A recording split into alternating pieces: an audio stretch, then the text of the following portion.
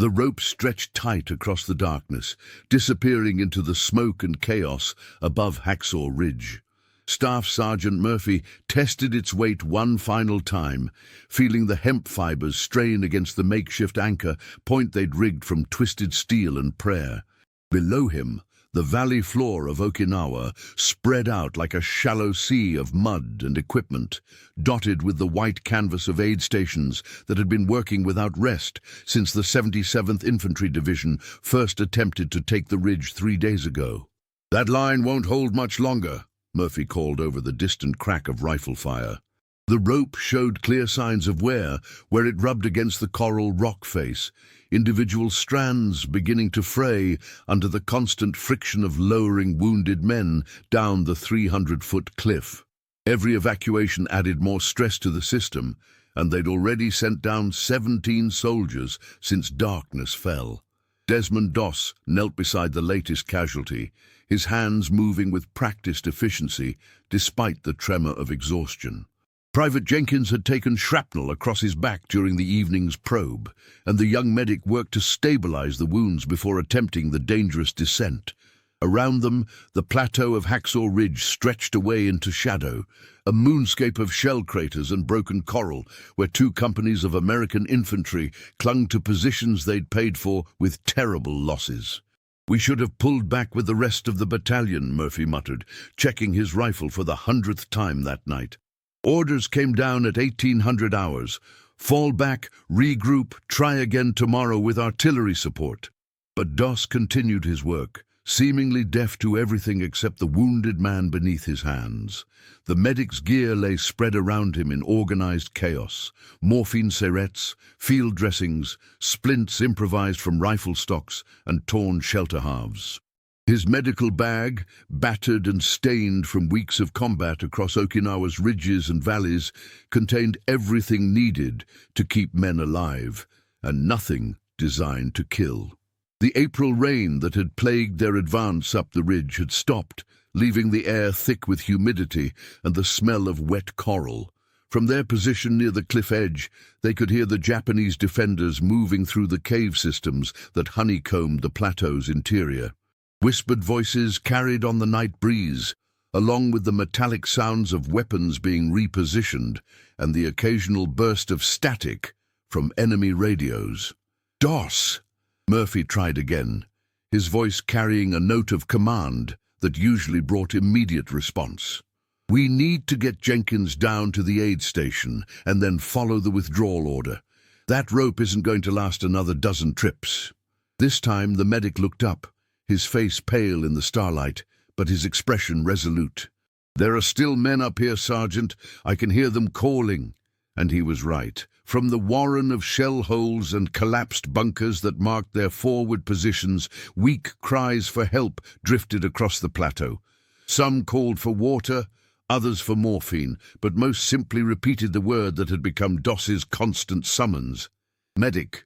Each call represented another soldier who'd followed orders to take the ridge, only to find themselves trapped in a killing ground where every movement drew fire from hidden positions.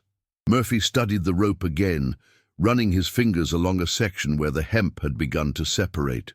The evacuation system they'd rigged represented pure battlefield improvisation: climbing ropes scavenged from engineer supplies, carabiners borrowed from a reconnaissance unit, and a pulley system cobbled together from tent stakes and rifle slings.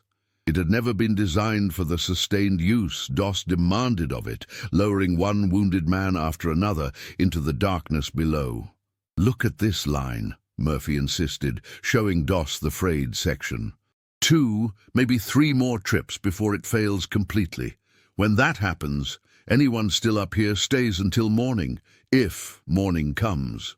Doss secured Jenkins in the improvised harness they'd fashioned from equipment straps and began the careful process of positioning him for descent.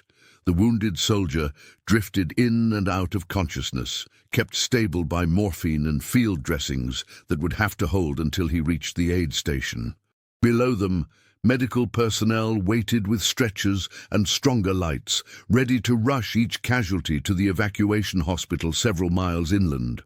"I understand the risk, Sergeant," Doss replied quietly, But I also understand what happens to those men if we leave them behind. The implications hung unspoken between them. Japanese forces had demonstrated their willingness to fight to the death throughout the Okinawa campaign, and prisoners were rare on both sides. Wounded Americans left on the plateau would face a night of increasing artillery fire as enemy forces attempted to dislodge the remaining defenders, followed by a dawn assault that would likely overrun their positions entirely. Murphy helped guide Jenkins over the cliff edge, feeling the rope take the wounded soldier's weight with a subtle shift in tension that spoke of metal and hemp pushed beyond safe limits. The descent began smoothly, Jenkins disappearing into the darkness below as Doss controlled the rope with a friction device rigged from carabiners. Somewhere in the distance, artillery rumbled, whether American guns supporting other operations or Japanese mortars targeting suspected positions, neither man could tell. As Jenkins reached the bottom and medical hands took control of his stretcher, another cry echoed from the plateau's interior. This one came from the direction of the destroyed communication bunker, where a squad had been pinned down during the afternoon attack. Doss immediately began gathering his medical supplies, preparing for another crawl across open ground under the eyes of enemy observers. "That's it," Murphy said flatly. "I'm not letting you go back out there. We've done enough tonight." But Doss was already moving, his medical bag slung across his shoulder and his helmet secured with chin straps that had worn smooth from weeks of crawling through Okinawa's coral and mud. The rope lay coiled at the cliff edge, its frayed condition obvious even in the dim light. Yet for Desmond Doss, the equation remained simple. Wounded men were calling, and he could still hear them. If stories like this make you imagine what you'd do under fire, tell us in the comments how you think you'd react in this situation, and stay with us for the next chapters. The communication bunker had taken a direct hit from a 150mm mortar sometime during the afternoon assault, leaving twisted steel and shattered coral scattered across what had once been the forward command post for Baker Company's advance. Doss low-crawled toward the wreckage, timing his movement between the rhythmic sweeps of enemy machine gun fire that probed the darkness for signs of American movement on the plateau. Behind him, Sergeant Murphy followed reluctantly, his rifle ready, but his attention focused on the medic's seemingly reckless advance toward positions that should have been abandoned hours ago. The withdrawal order had been clear. All units were to fall back to the base of Hacksaw Ridge by 1900 hours. Leaving the plateau to enemy forces until morning brought fresh artillery support and a coordinated assault by elements of the 77th Infantry Division. "Medic!" The call came from somewhere within the bunker's ruins, weak but unmistakably American. "Over here! Can't move my legs!" Doss quickened his pace, ignoring the snap of bullets that passed overhead with the distinctive crack of high-velocity rounds fired from concealed positions.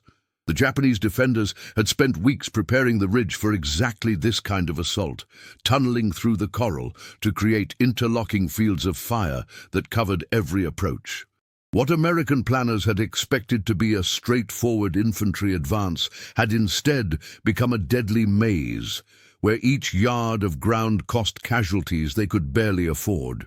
The wounded soldier lay trapped beneath a section of communication wire and splintered timber, his legs pinned by debris that would require careful removal. Corporal Anderson, a radio operator from Oklahoma, had been attempting to maintain contact with battalion headquarters when the mortar round transformed his bunker into a crater. Now he watched Doss approach with the mixture of relief and disbelief that had become common among soldiers who'd learned the medic's reputation. "Jesus, Doc," Anderson whispered, as Doss began examining his injuries by feel in the darkness. "Thought everybody had pulled back already. Heard the orders on the radio before everything went to hell." "We're still here," Doss replied simply, his hands working to free Anderson's legs without causing additional injury. The corporal's right leg showed signs of fracture, while his left remained trapped under a section of steel that would require Murphy's help to move safely. Around them, the plateau stretched away into shadow, marked by shell holes and the occasional glint of abandoned equipment. Murphy positioned himself to provide security while Doss worked, his eyes scanning the darkness for movement that might indicate enemy infiltration. The Japanese had demonstrated their skill at night operations throughout the Okinawa campaign, often using the darkness to reposition forces or eliminate isolated American positions. What had begun as a simple evacuation was rapidly becoming an extended exposure to enemy observation and fire. "How many more?" Murphy asked quietly, knowing the answer would determine whether they could reach the rope before it failed completely. Doss paused in his work to listen for additional calls for help. Across the plateau, he could identify at least 3 more positions, where wounded Americans remained trapped by enemy fire or their own injuries. Each represented another trip across open ground, another descent down the cliff face, another test of the fraying rope that represented their only connection to safety. The work of freeing Anderson required 20 minutes of careful effort, each sound amplified in the night air that carried voices and movement from enemy positions less than 100 yards away. Doss used his aid kit to splint the fractured leg, while Murphy helped clear away enough debris to allow movement. The corporal remained conscious throughout the process, biting down on a leather strap to avoid crying out when pain spiked through his injured limbs. "Can you walk?" Doss asked, as they prepared to move Anderson toward the cliff edge.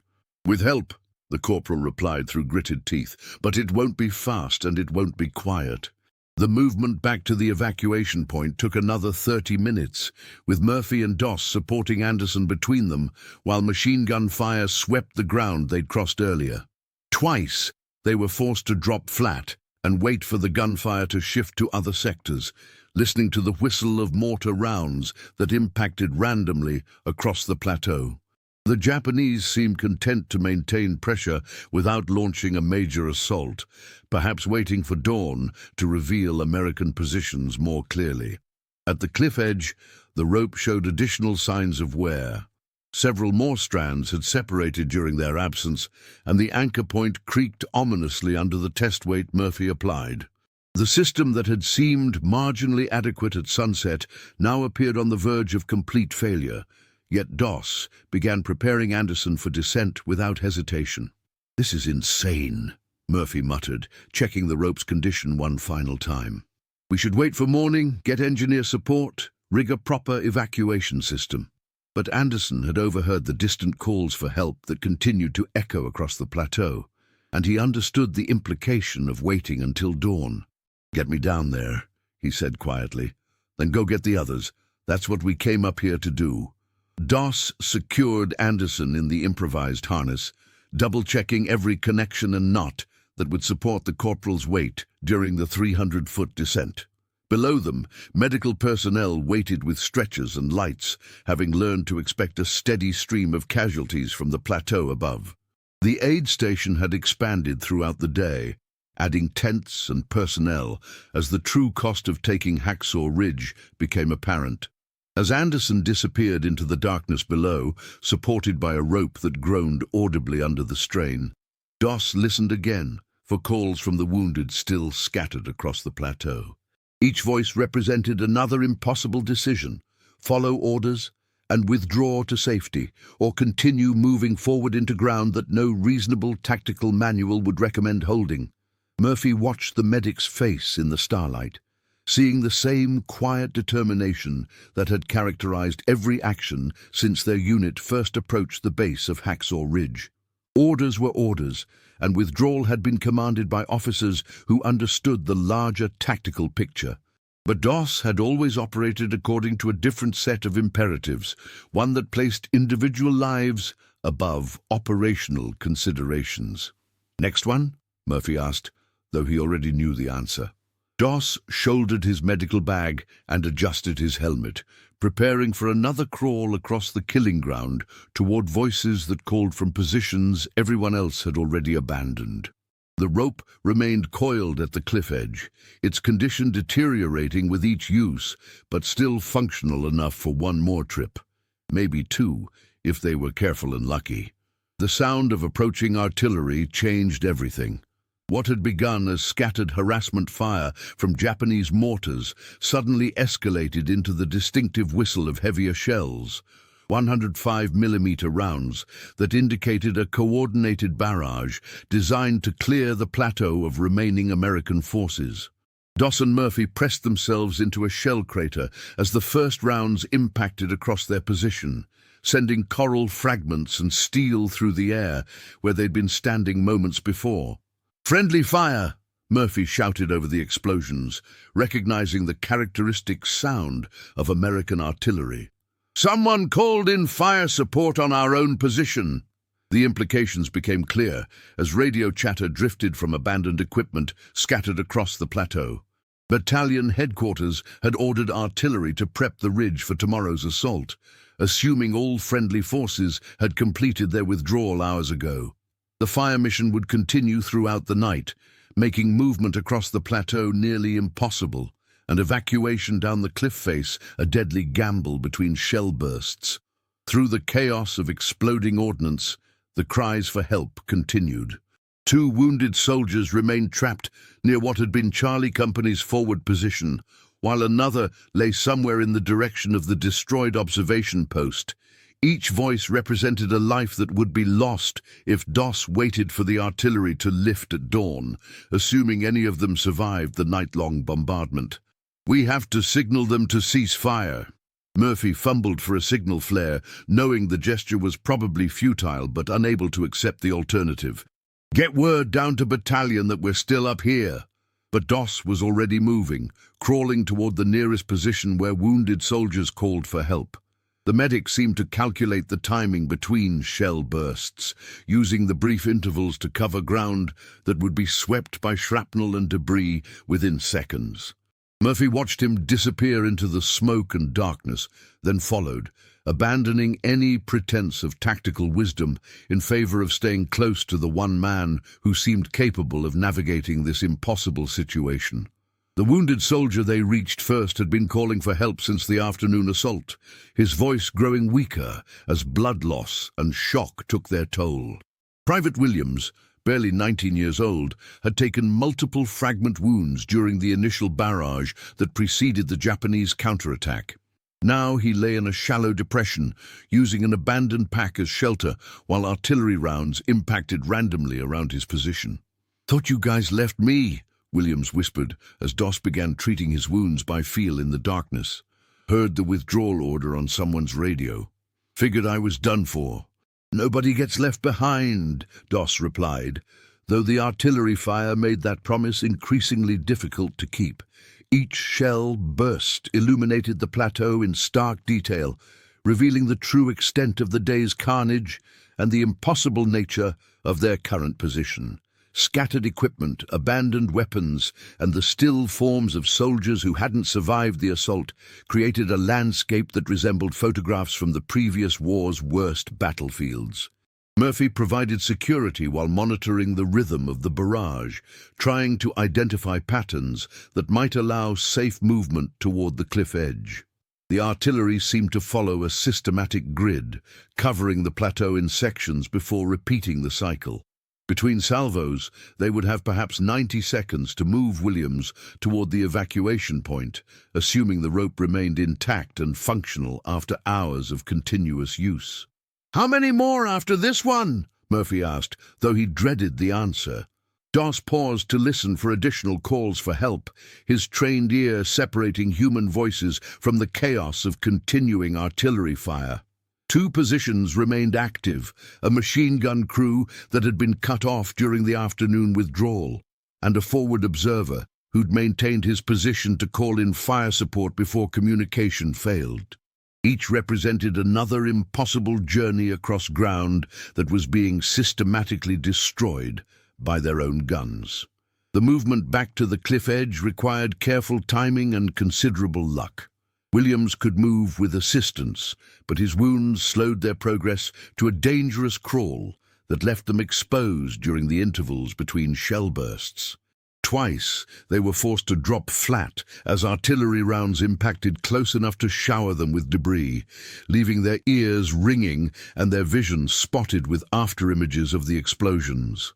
At the evacuation point, the rope's condition had deteriorated further. The constant friction against the cliff edge, combined with the concussion from nearby shell bursts, had separated additional strands until barely half the original fibers remained intact. Murphy tested the line's strength and found it adequate for one more descent, possibly two, if they were extremely careful about weight distribution and descent speed. "This is the last one," Murphy declared flatly. "After Williams goes down, we follow him. That rope won't hold for another evacuation, and this artillery is going to continue all night." But Doss was already preparing Williams for descent, checking each knot and connection with the methodical care that characterized all his medical work. The wounded soldier understood the situation clearly enough to recognize the risk they were taking on his behalf, and his gratitude showed in eyes that reflected the flash of distant shell bursts. "You don't have to do this, Doc," Williams said, as Doss positioned him at the cliff edge. "Those other guys, maybe they're already gone. Maybe you're risking everything for nothing." "Maybe," Doss agreed quietly, "but I can still hear them calling." The descent began smoothly, Williams disappearing into the darkness below as the rope took his weight with a groan that spoke of hemp and metal pushed beyond all reasonable limits. Murphy watched nervously as individual strands continued to separate under the load, wondering if the line would hold long enough to complete this evacuation, much less support additional trips to collect the remaining wounded. Below them, the aid station continued its work, despite the artillery fire that occasionally struck close enough to rattle equipment and send medical personnel diving for cover. Doctors and nurses had learned to work through bombardments throughout the Okinawa campaign, treating wounds by lamplight while shells burst overhead. Williams would receive expert care once he reached the bottom, assuming the rope held for the full 300-foot descent. As Williams reached safety and medical hands took control of his stretcher, another call echoed across the plateau. This one came from the direction of the destroyed machine gun position, where at least 2 soldiers remained trapped by wounds and enemy fire.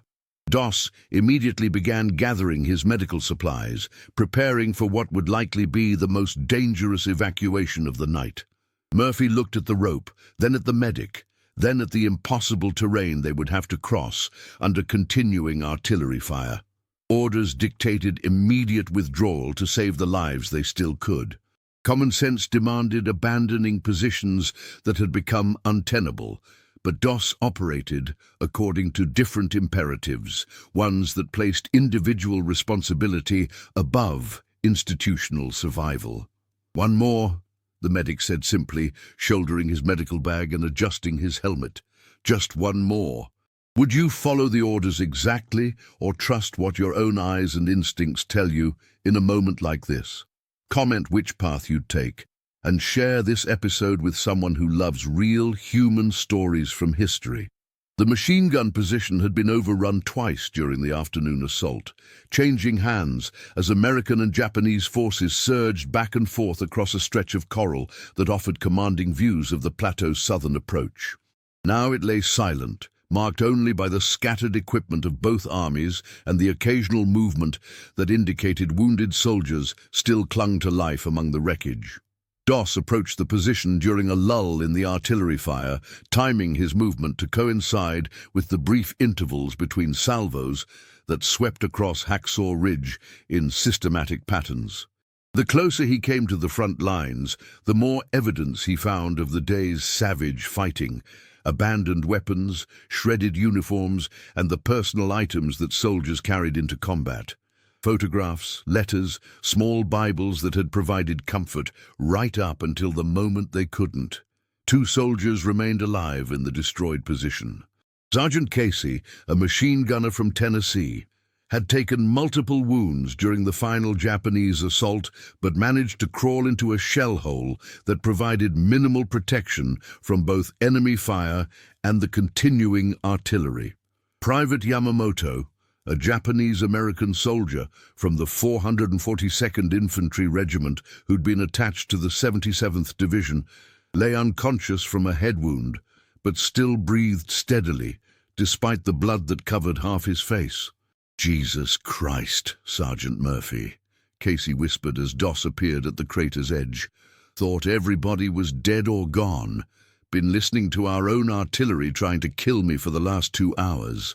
Doss slid into the crater and began his examination of both wounded soldiers, working by feel in darkness that was broken only by the flash of distant explosions. Casey's wounds were serious, but not immediately life-threatening. Shrapnel across his arm and shoulder, plus what appeared to be a broken rib from the concussion of a nearby shell burst. Yamamoto presented a more complex case, with a head injury that required careful handling during any evacuation attempt. Murphy appeared at the crater's rim, having followed Doss across the fire-swept ground, despite his better judgment. "How bad?" he asked quietly. "Both can travel," Doss replied, applying field dressings to Casey's wounds. "But Yamamoto needs to be carried, and that's going to make the trip back twice as dangerous."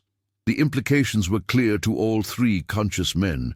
Carrying an unconscious soldier across 300 yards of open ground, under artillery fire and enemy observation, represented a nearly impossible task.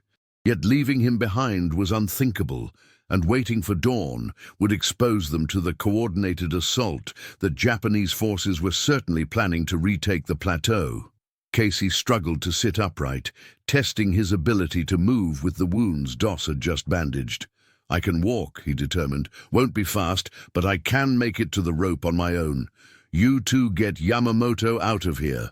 But as they prepared to move, the artillery pattern shifted. Instead of the systematic grid coverage they'd learned to anticipate, the guns began dropping shells in rapid succession across their immediate area.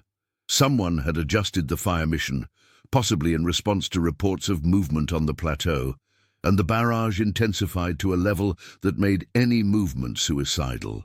"We're stuck," Murphy announced, pressing himself flat against the crater wall as fragments whined overhead. "Can't move until this lifts, and that could be hours."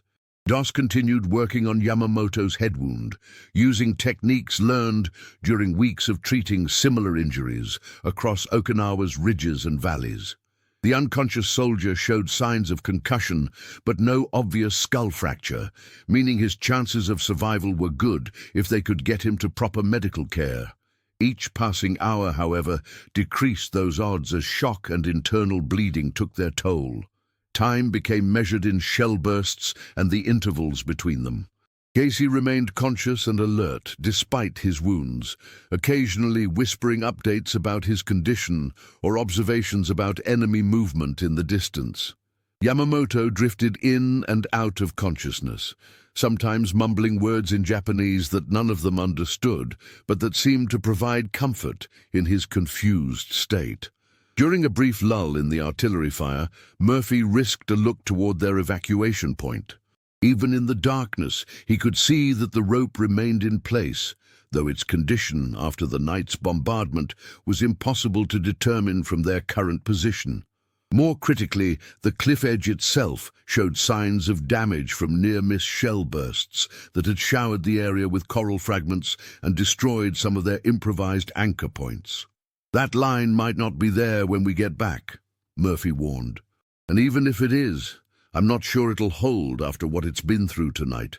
But Doss seemed focused solely on his immediate responsibility, keeping 2 wounded soldiers stable until evacuation became possible.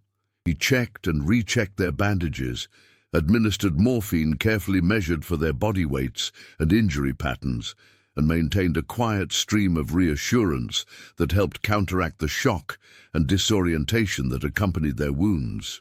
As the artillery fire gradually decreased in intensity, indicating either a temporary pause or the end of the fire mission, Doss began preparing both soldiers for movement. Casey would walk with assistance, while Yamamoto would need to be carried in an improvised stretcher, fashioned from equipment straps and a shelter half. The journey back to the cliff edge would require all three conscious men working together, with Murphy and Doss alternating the burden of carrying their unconscious comrade. "Ready?" Doss asked, though the question was largely rhetorical. Ready or not, they had to move during this lull, or risk being trapped in the crater until dawn brought fresh complications. The movement across the plateau tested every technique they'd learned during their time on Okinawa. Casey walked between Doss and Murphy, his wounded arm supported by an improvised sling that allowed him to maintain balance over the uneven ground. Yamamoto traveled on the makeshift stretcher, his unconscious form secured with equipment straps that prevented him from falling, despite the careful but necessarily rapid movement towards safety. Halfway to their destination, the artillery resumed with renewed intensity. Shells began falling in a pattern that seemed designed to cut off their escape route, forcing them to take shelter in another crater while explosions walked across the ground they'd just covered. Murphy wondered if enemy observers had spotted their movement and called in fires to prevent their withdrawal, or if this was simply the random violence that characterized modern warfare. When they finally reached the cliff edge, the rope hung at an impossible angle, damaged by shrapnel and stretched beyond its original length. Several of the anchor points had been destroyed, leaving the entire evacuation system dependent on a single steel stake that had been driven deep into a crack in the coral. The line itself showed extensive damage, with less than a third of the original strands still intact. "It won't hold," Murphy stated flatly. "Not for three people, maybe not even for one." But Doss was already testing the rope's remaining strength, calculating weights and stresses with the practical knowledge gained from hours of lowering wounded soldiers into the darkness below. The system remained marginally functional, adequate for evacuating Casey and Yamamoto individually, but requiring careful technique and considerable luck. The secret that Desmond Doss never told anyone, not even years later, when reporters asked him to describe the night on Hacksaw Ridge, was how close he came to leaving them all behind. Standing at the cliff edge with two wounded soldiers depending on him and a rope that might fail at any moment, he felt something crack inside his chest, not physically, but somewhere deeper where faith and exhaustion had been wrestling for hours. The weight of responsibility, the impossible mathematics of rescue, and the certainty that he was about to watch good men die because of equipment failure combined into a moment of pure despair that left him shaking. Murphy saw the medic's hands trembling as he tested the rope one final time, noting how Doss stared down into the darkness below with an expression that suggested he was calculating more than just descent angles and weight distributions. "Doc, you still with us?" The question brought Doss back to the immediate crisis, but not before he'd spent 30 seconds in complete silence, listening to Casey's labored breathing and Yamamoto's unconscious murmurs, while artillery continued to fall across the plateau behind them. In that silence, he'd considered the practical reality. They could all die attempting this evacuation, or he could follow Murphy back down the conventional route at dawn, accepting the loss of 2 lives to preserve 3 others. "I'm here," Doss replied quietly, but Murphy heard something different in his voice, a note of uncertainty that hadn't been present during any of their previous evacuations. The decision to attempt Casey's descent first was based purely on tactical considerations. The sergeant remained conscious and could assist with his own evacuation, reducing the stress on the deteriorating rope system. Yamamoto, still unconscious and requiring a more complex harness arrangement, would need the full strength of whatever remained intact after Casey reached safety. As they secured Casey in the improvised harness, the wounded sergeant gripped Doss's arm with surprising strength. "If this doesn't work," he said quietly, "if something happens to the rope, you and Murphy get out of here. Don't stay up here trying to be heroes. We've already lost too many good men on this damn ridge." "Nothing's going to happen," Doss replied, but his voice carried none of the quiet confidence that had characterized his work throughout the night. The rope creaked ominously as Casey's weight settled into the harness, and several more strands separated with small popping sounds that seemed impossibly loud in the pre-dawn darkness. The descent began smoothly, but halfway down the cliff face, disaster struck. A section of rope that had been weakened by shrapnel suddenly parted, dropping Casey 15 feet before the remaining strands caught his weight with a jerk that sent shockwaves through the entire system. From below, voices shouted in alarm as medical personnel scrambled to position safety lines and additional support. Casey hung motionless for several seconds, either unconscious from the shock or simply waiting to see if the rope would hold. Above him, Murphy and Doss watched additional strands separate under the increased stress, realizing that they had perhaps minutes before complete failure of their evacuation system. "Cut me loose!" Casey suddenly shouted up to them, his voice carrying clearly in the still air. "The rope won't take much more. Cut me loose and let me drop the rest of the way." The suggestion made tactical sense, but violated every principle of medical evacuation that Doss had learned during his training. A 15-foot fall onto coral and steel would likely kill Casey or inflict injuries worse than those he already carried. Yet continuing the controlled descent would almost certainly destroy their only means of evacuating Yamamoto, condemning the unconscious soldier to death or capture at dawn. Murphy looked at Doss, recognizing that the medic faced an impossible choice between certain death for one man and probable death for another.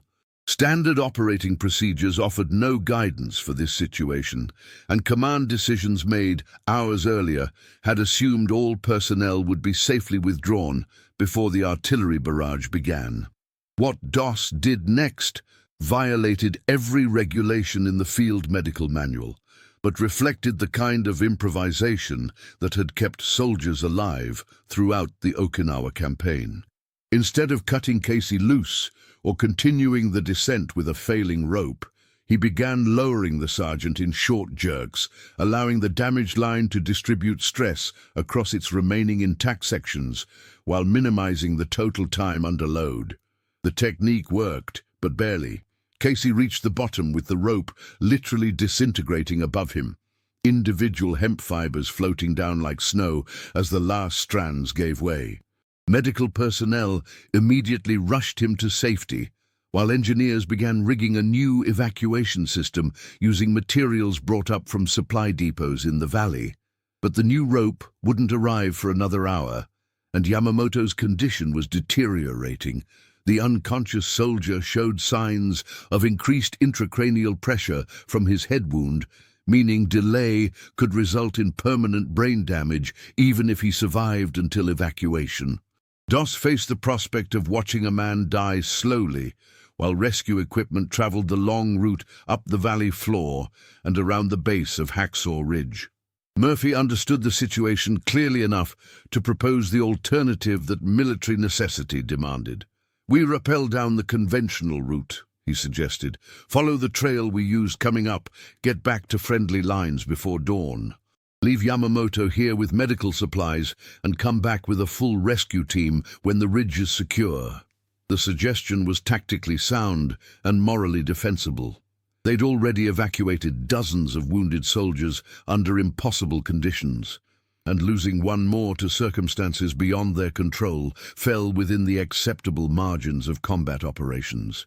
Any reasonable evaluation would conclude that they'd done more than duty required, and that further risk was unjustifiable. But Doss was studying the cliff face with the intensity of someone calculating a solution to an impossible equation.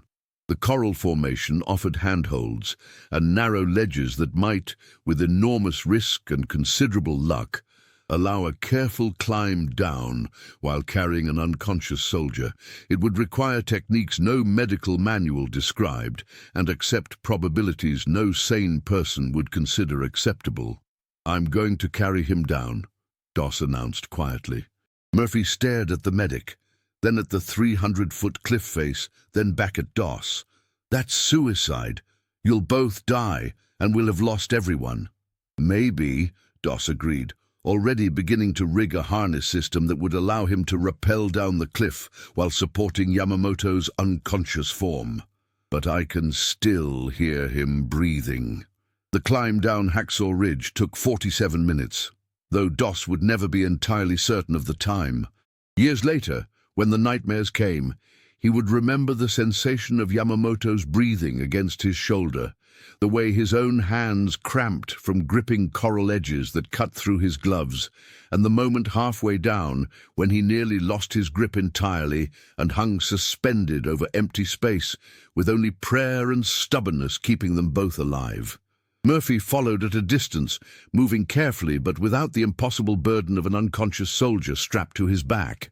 He watched Doss navigate sections of cliff that would have challenged an experienced rock climber, using techniques that combined desperation with an intuitive understanding of weight distribution and balance.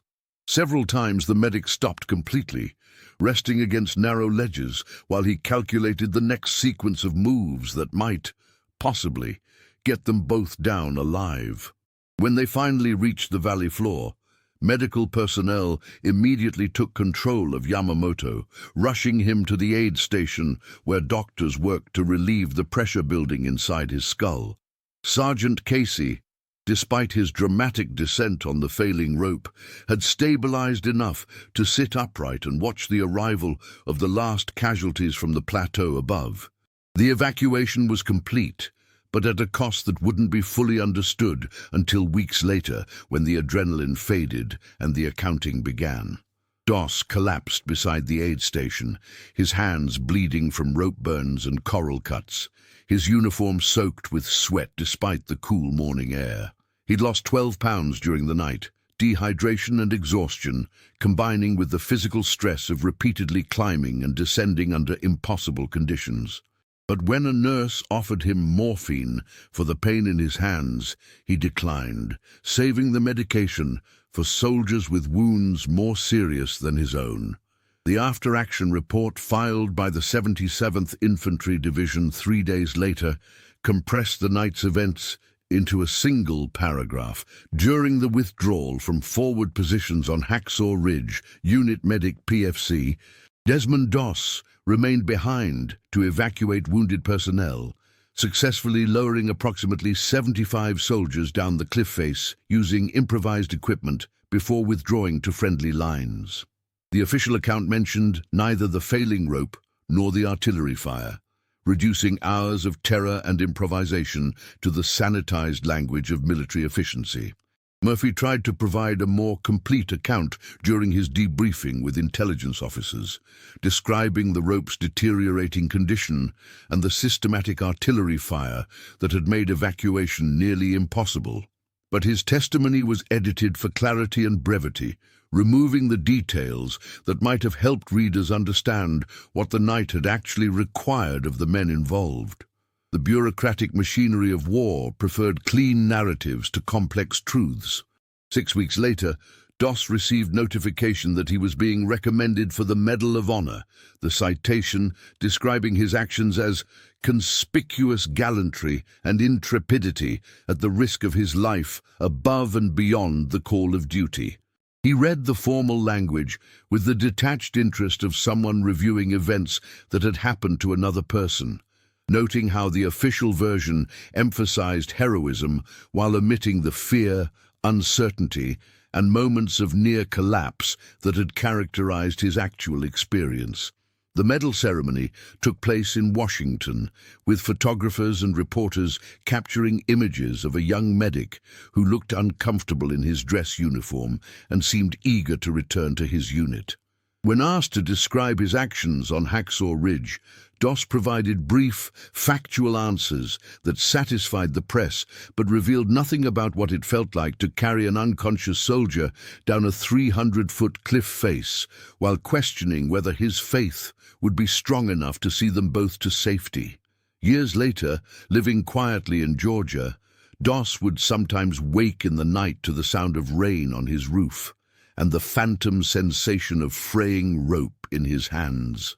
The smell of wet hemp could transport him instantly back to that cliff edge, where mathematical calculations about rope strength and weight distribution had mattered less than the stubborn conviction that leaving wounded soldiers behind was simply unacceptable, regardless of regulations or tactical considerations. His wife learned not to ask about the nightmares, understanding that some experiences resist translation into comfortable domestic language. When veterans groups invited him to speak at dinners and commemorative events, Doss often declined, preferring to let the official account stand, rather than attempting to explain how different the reality had been from the legend that grew around it. On quiet Sunday mornings, sitting in church and listening to sermons about faith and sacrifice, Doss would sometimes remember Private Yamamoto's unconscious breathing against his shoulder during that impossible descent. The soldier had recovered completely, returning to duty with the 402nd Infantry Regiment and surviving the war to raise a family in California. They exchanged Christmas cards for several years before losing contact, but Doss never forgot the weight of responsibility that had shaped every handhold and footstep during those 47 minutes on the cliff face. The rope itself was never recovered, presumably destroyed by continuing artillery fire or salvaged by Japanese forces who reoccupied the plateau at dawn. But Doss could still feel its texture in his dreams, the way individual hemp fibers separated under stress, the point where faith becomes a practical matter of physics and human determination, and the moment when letting go stops being an option regardless of what tactical manuals recommend. Murphy visited once, driving down from Tennessee with his wife to spend an afternoon talking about everything except Hacksaw Ridge. They sat on Doss's front porch, drinking sweet tea and discussing grandchildren, farm prices, and the weather patterns that shaped Georgia's summers. Only when Murphy was leaving did he mention the night that had brought them together, offering a handshake that lasted several seconds longer than social convention required. "Still think about that rope sometimes," Murphy said quietly. "Wonder if we could have done anything different." "We did what we could," Doss replied. "That's all anyone can do." But after Murphy's car disappeared down the county road, Doss sat alone on his porch and remembered the 30 seconds of silence when he'd almost walked away, when the weight of responsibility had seemed greater than any individual could bear. The moment when heroism revealed itself to be nothing more than the stubborn refusal to abandon people who depended on you, even when, especially when, the mathematics of survival suggested that everyone might die together. If this story reminded you that behind every medal there's a human being carrying memories we'll never fully see, subscribe to the channel, tell us which country you watch from, and invite someone to revisit history with us in the next story.